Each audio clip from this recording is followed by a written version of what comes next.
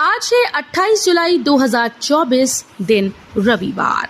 Welcome back to clean news UP. चलिए देखते हैं उत्तर प्रदेश की 25 फटाफट बड़ी खबरों को।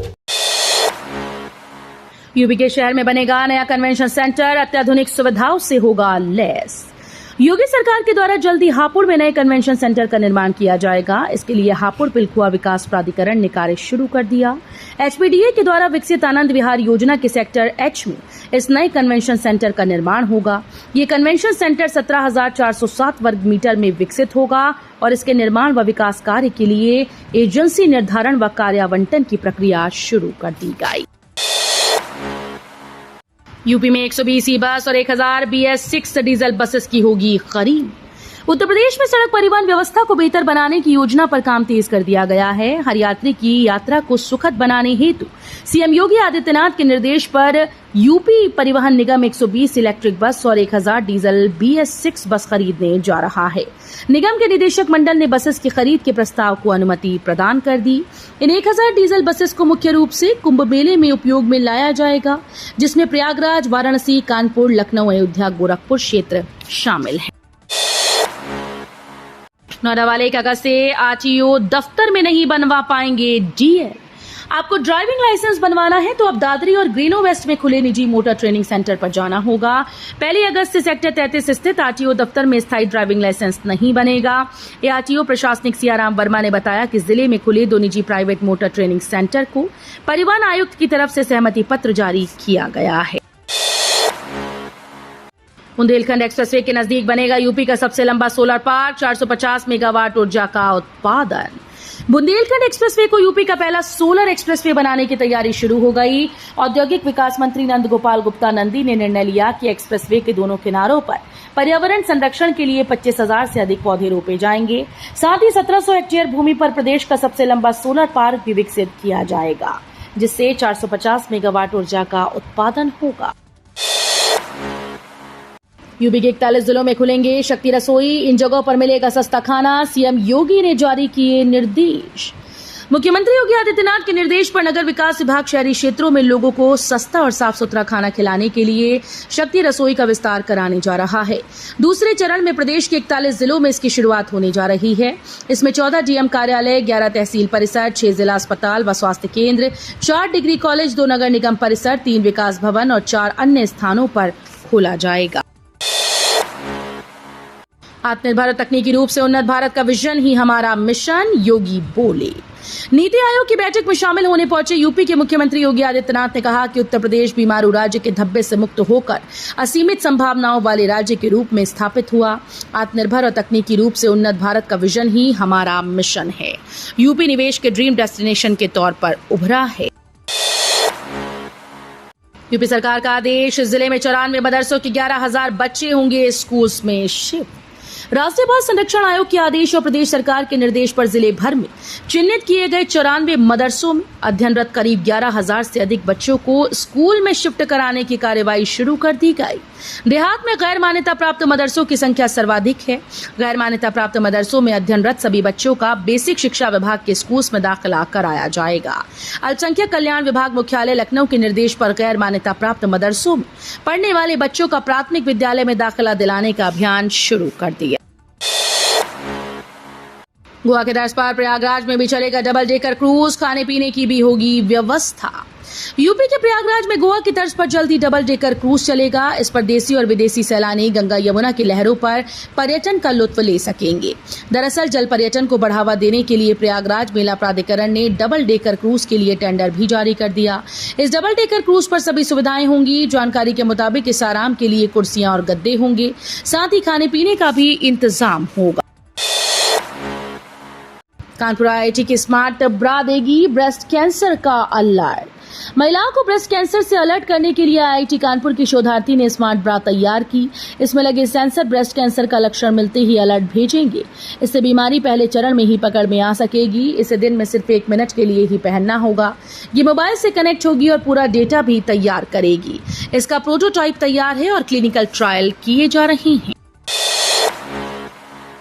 25,000 करोड़ तक का बजट पेश कर सकती है यूपी सरकार।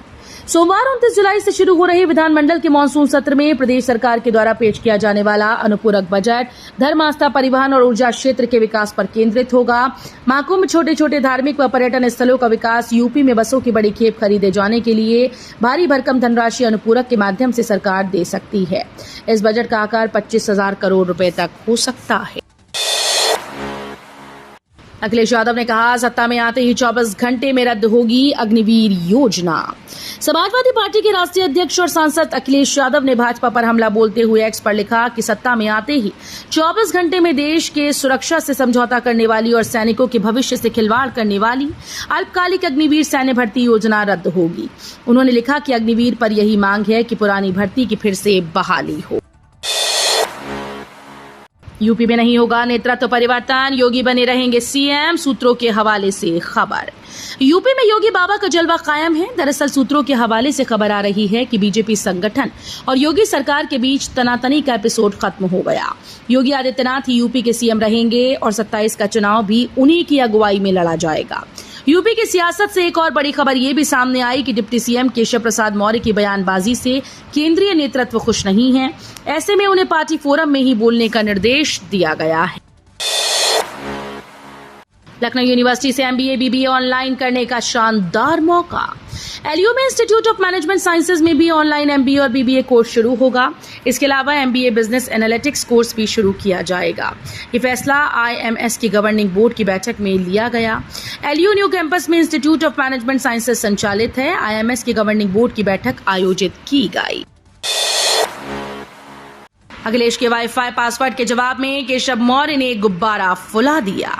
सपा अध्यक्ष और पूर्व मुख्यमंत्री अखिलेश यादव ने उप मुख्यमंत्री केशव प्रसाद मौर्य को मोहरा बताते हुए उन्हें दिल्ली के वाईफाई का पासवर्ड बताया था, जिस पर केशव प्रसाद मौर्य ने पलटवार कर अखिलेश यादव को कांग्रेस का मोहरा बता दिया। उप मुख्यमंत्री केशव प्रसाद मौर्य ने एक्स पर पोस्ट के जरिए बताया कि कांग्रेस की मोहरा सपा मुखिया अखिलेश यादव 2027 में पराजय सुनिश्चित देख अनाप शनाप बयानबाजी कर रहे हैं। जनता से झूठ बोलकर 2024 में मिली सफलता से वो गुब्बारे की तरह फूल गए हैं। बुंदेलखंड में मूंग किसानों के लिए खुशखबरी, लगातार बढ़ रहा है दायरा। उत्तर प्रदेश के बुंदेलखंड में इस बार मूंग की बंपर पैदावार नहीं होगी। पिछले साल की तुलना में करीब 5% हेक्टेयर का रकबा मूंग की खेती का बढ़ा। सर्वाधिक मूंग की खेती बुंदेलखंड की वीरभूमि महोबा में अब की बार होगी, जिसकी बुआई भी अधिकांश इलाकों में हो चुकी है। मूंग की बंपर पैदावार में बुंदेलखंड का महोबा पहले नंबर पर है, वहीं हमीरपुर दूसरे पायदान पर। मानसून की अच्छी बारिश होने के कारण फसलों की बंपर पैदावार के किसानों ने उम्मीद लगाई। राज्यपाल आनंदीबेन पटेल का कार्यकाल 29 जुलाई को होगा खत्म। यूपी में दोबारा किसी भी गवर्नर को नहीं मिला अवसर। यूपी की राज्यपाल आनंदीबेन पटेल का कार्यकाल इस 29 जुलाई को खत्म हो जाएगा। बता दें कि 5 साल पहले 29 जुलाई 2019 को आनंदीबेन पटेल ने यूपी के राज्यपाल का कार्यभार संभाला था। बता दें कि यूपी में अभी तक कोई ऐसा राज्यपाल नहीं रहा जिसे पद की जिम्मेदारी दोबारा मिली हो। अगर उत्तर प्रदेश की नई राज्यपाल आनंदीबेन पटेल को बनाया जाता है तो वो ऐसा करने वाली पहली राज्यपाल होंगी। ग्रेटर नोएडा वेस्ट में गंगा जल की आपूर्ति जल्द शुरू, 11 सेक्टर्स को मिलेगा लाभ। ग्रेटर नोएडा वेस्ट के 11 सेक्टर्स में 1 माह के भीतर गंगा जल की आपूर्ति शुरू होने वाली है। जल आपूर्ति नेटवर्क को दुरुस्त करने के लिए पूर्व में डाली गई पाइपलाइन की सफाई का काम अंतिम चरण में है। इस क्षेत्र में 265 लाख लीटर क्षमता का एरिया अंडरग्राउंड रिजर्व वायर 1 माह के भीतर बनकर तैयार हो जाएगा, जिसका 90% काम पूर्ण हो चुका है। गाजियाबाद में मेन रोड के किनारे 4 गुना तक महंगी होगी जमीन। गाजियाबाद जिले में मुख्य मार्गों के किनारे जमीन खरीदना 4 गुना तक महंगा हो जाएगा। शहर की सीमा से लगे गांव और मुख्य मार्गों के दोनों ओर जमीन के सर्कल रेट बढ़ाए जाएंगे। इसके लिए प्रशासन की टीम ने सर्वे पूरा कर लिया। उम्मीद है कि कांवड़ यात्रा के बाद इस पर कार्रवाई शुरू हो जाएगी। विकास प्राधिकरणों में 25 साल बाद नियुक्ति, भर्ती होंगे अफसर और इंजीनियर।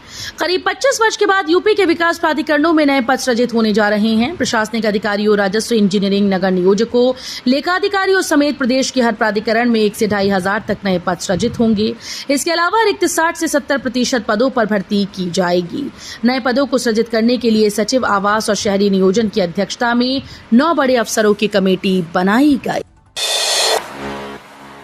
काम में लापरवाही पर यूपी सरकार का एक्शन। वाराणसी के मुख्य कर निर्धारण अधिकारी कुमार असीम सस्पेंड। यूपी सरकार ने वाराणसी नगर निगम में कार्यरत मुख्य कर निर्धारण अधिकारी कुमार असीम रंजन को दायित्व व कर्तव्यों के प्रति लापरवाही बरतने और मनमाने तरीके से काम करने के आरोप में निलंबित कर दिया। प्रमुख सचिव नगर विकास अमृत अभिजात ने इस संबंध में शनिवार को आदेश जारी कर दिया। कुमार असीम निलंबन अवधि में स्थानीय निकाय निदेशालय से संबद्ध रहेंगे। इस परीक्षा में नकल या कोई गड़बड़ की तो लगेगा 1 करोड़ का जुर्माना, हो सकती है उम्र कैद। उत्तर प्रदेश लोक सेवा आयोग ने 2240 पदों पर भर्ती के लिए 28 जुलाई को होने जा रही स्टाफ नर्स एलोपैथ मुख्य परीक्षा से उत्तर प्रदेश सार्वजनिक परीक्षा अध्यादेश 2024 लागू कर दिया। राज्य सरकार की ओर से 1 जुलाई को जारी इस अध्यादेश में भर्ती परीक्षा में अनुचित साधनों का प्रयोग करने, नकल करने या कराने, प्रश्न पत्र का प्रतिरूपण करने, लीक करने या लीक करने की साजिश में शामिल होने पर 1 करोड़ जुर्माना और आजीवन कारावास तक की सजा का प्रावधान किया गया। मुरादाबाद विश्वविद्यालय के लेआउट में बदलाव, मेरठ की कंपनी करेगी भवन का निर्माण। राज्य विश्वविद्यालय की 4 दीवारी के पिलर लगाने के बाद लेआउट को संशोधित किया गया। लोक निर्माण विभाग ने संशोधित लेआउट की रिपोर्ट क्षेत्रीय उच्च शिक्षा अधिकारी को भेज दी। वहीं मंडलायुक्त के निर्देश पर लोनीवी के अभियंता अगस्त से यूनिवर्सिटी का निर्माण कार्य तेजी से करने के लिए तैयार हो गए हैं।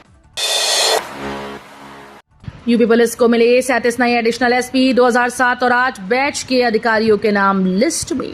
उत्तर प्रदेश की योगी सरकार में लगातार आईएएस आईपीएस के तबादले किए जा रहे हैं। इसके साथ ही पुलिस अधिकारियों को प्रमोशन का लाभ भी मिल रहा है। इस क्रम में यूपी पुलिस में डिप्टी एसपी की जिम्मेदारी संभाल रहे 37 पुलिस अधिकारियों को एडिशनल एसपी के पद पर प्रोन्नति मिल गई। पुलिस मुख्यालय की ओर से 37 पुलिस अधिकारियों के प्रमोशन की लिस्ट जारी कर दी गई। जितिन प्रसाद बोले, देश दुनिया में चमक बिखेर रही बरेली की प्रतिभाएं, किया सम्मानित। शिक्षा, स्वास्थ्य, उद्योग, अनुसंधान, हस्तशिल्प, अन्य सभी क्षेत्रों में बरेली में ऐसी प्रतिभाएं हैं जो देश दुनिया में नाम रोशन कर रही हैं। ये सुखद पल है कि इन प्रतिभाओं को सम्मानित करने का मुझे मौका मिला। प्रतिभाओं को निखारने में जो संभव होगा वो करने के लिए मैं तैयार हूं। ये बातें शनिवार को नैनीताल रोड स्थित होटल द ग्रैंड निर्वाणा में वाणिज्य, उद्योग और इलेक्ट्रॉनिक व सूचना प्रौद्योगिकी के केंद्रीय राज्य मंत्री एवं पीलीभीत सांसद जितिन प्रसाद ने बरेली उदय उत्कृष्टता सम्मान समारोह 2024 में कही। बदायूं के लाल का बलिदान। उत्तर प्रदेश के बदायूं जनपद के रहने वाले सेना के जवान मोहित सिंह जम्मू कश्मीर के कुपवाड़ा में घुसपैठियों से लड़ते हुए शहीद हो गए। सैनिक के बलिदान की खबर मिलते ही उनके परिवार में कोहराम मच गया। इस्लाम नगर क्षेत्र के सभानगर निवासी मोहित सिंह 3 बहनों के अकेले भाई थे। 2 वर्ष पहले ही उनकी शादी हुई थी। उनका कोई बच्चा नहीं है। परिवार वालों के मुताबिक उन्हें मोहित के किसी दोस्त ने कॉल कर सूचना दी। बाद में सेना की तरफ से उनके बलिदान की खबर मिली। तो ये थी आज की 25 फटाफट बड़ी खबरें। अगर आपको न्यूज पसंद आई हो तो वीडियो को लाइक और शेयर जरूर करें। धन्यवाद।